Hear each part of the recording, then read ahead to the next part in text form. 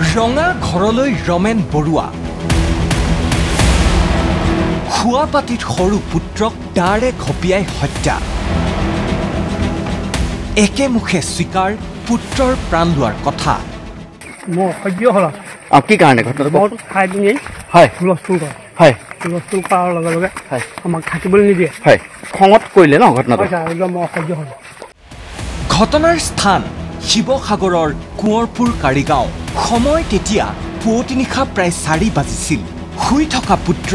দীপু বৰুৱাক শীতল মস্তিষ্কৰে ডিঙিত দাৰে ঘপিয়াই হত্যা কৰিলে ৰমেন বৰুৱাই কাৰণ খুৰাশক্ত পুত্ৰ দীপু বৰুৱাই পৰিয়ালটো দীৰ্ঘদিনৰে পৰা অশান্তি কৰি অহাৰ অভিযোগ ড্ৰিংকছ কৰি মানে সি অলপ ঘৰখনত অশান্তি কৰি থাকে মা দেউতাকো অলপ তিৰস্কাৰ কৰে ধৰক দেউতাকো অলপ মানে অকথ্য কথাই গালি গালাজ কৰে সেইবিলাক সন্তানতে দেউতাই মানে অলপ মানসিকভাৱে ভাগি পৰিছিলে 1 মাহ মানৰ পৰা মানে মানসিকভাৱে অলপ হাই হৈ আছিলে মানে সি কালি হুৰা কৰিয়ে আহিছিল দেউতাক অলপ মানে তিৰস্কাৰ কৰা দি কৰিছিলে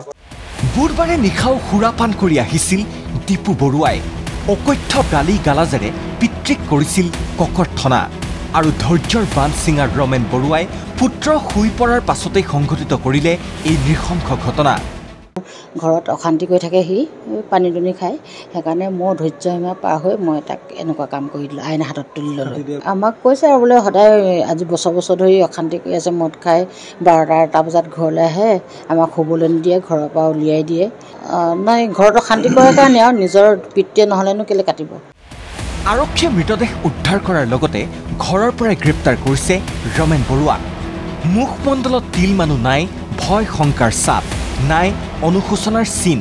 একেমুখে ৰমেন বৰুৱাই স্বীকাৰো কৰিছে পুত্ৰৰ প্ৰাণ লোৱাৰ কথা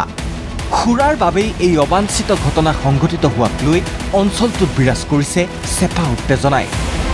আমগুৰিৰ পৰা শংকৰজ্যোতি শইকীয়াৰ ৰিপৰ্ট ND24